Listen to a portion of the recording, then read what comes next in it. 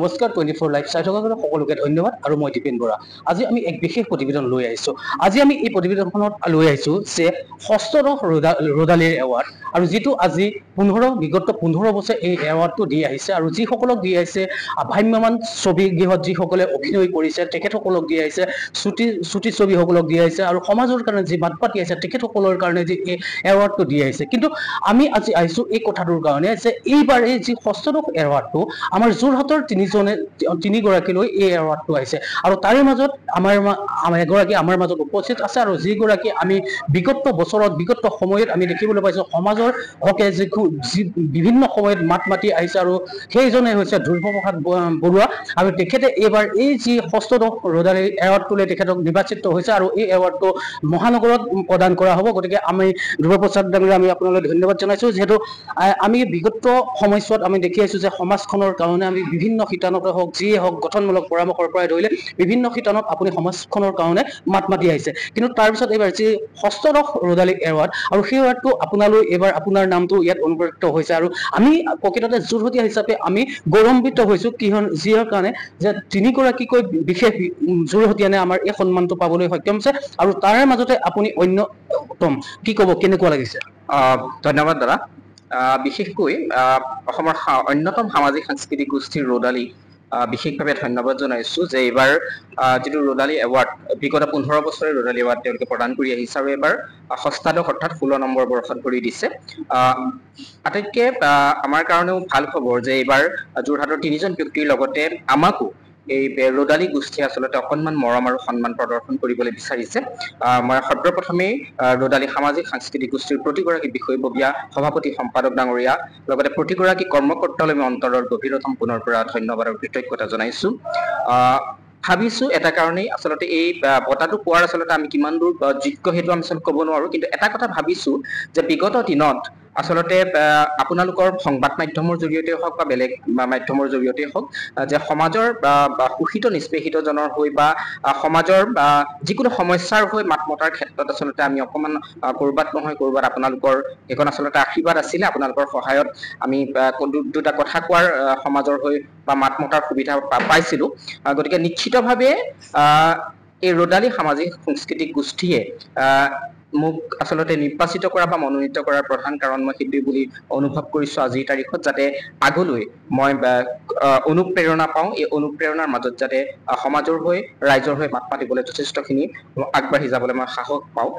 তাৰ এটা প্ৰধান কাৰণ বুলি মই ভাবিছো। আৰু বিশেষকৈ আমি দেখিছো যে ৰদালি সামাজিক সাংস্কৃতিক গোষ্ঠীয়ে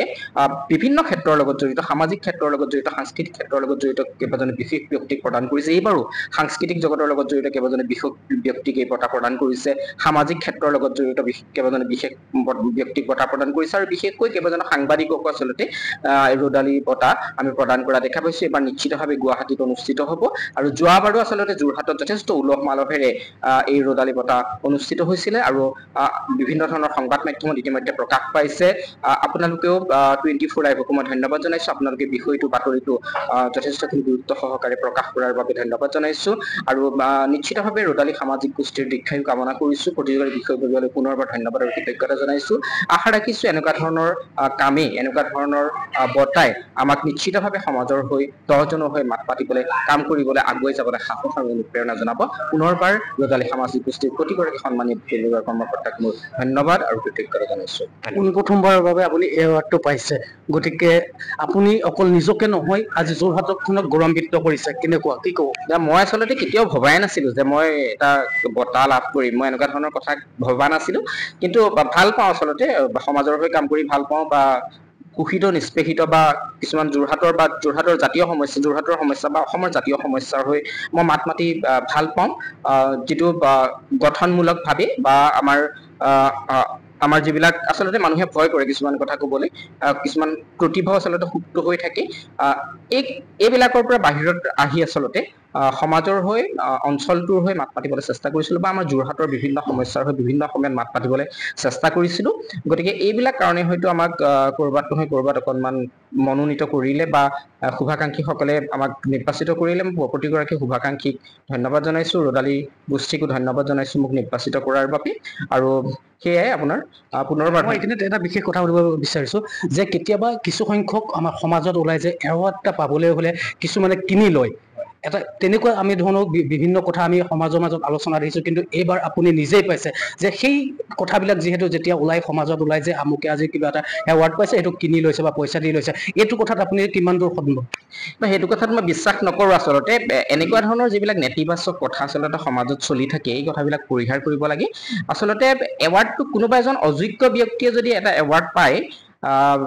তেতিয়া নিশ্চিতভাৱে মানুহে কেতিয়াবা সমালোচনা কৰে বা